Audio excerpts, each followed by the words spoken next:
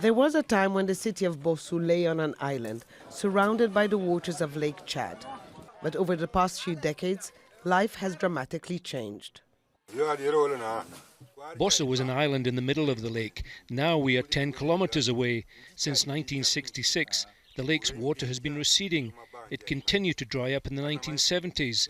Every year, more and more, the lake is getting further away from us. Bossou used to be thriving. People lived on fishing, farming and herding.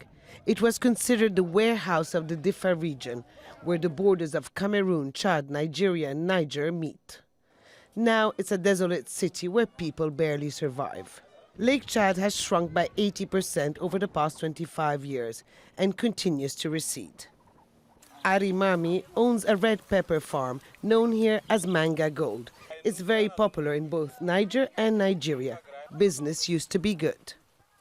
The Chad Lake is the backbone of the economy in this region. People were self-sufficient and now we're facing dire problems and we need help. If the lake dries up, people will die out of hunger. The area has been sealed for 2 years as a result of the war against Boko Haram.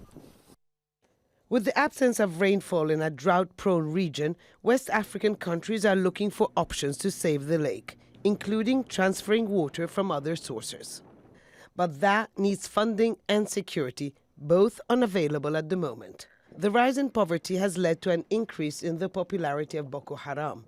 In many places, the armed group has become the only employer, feeding on a widespread feeling of hopelessness, especially among young people.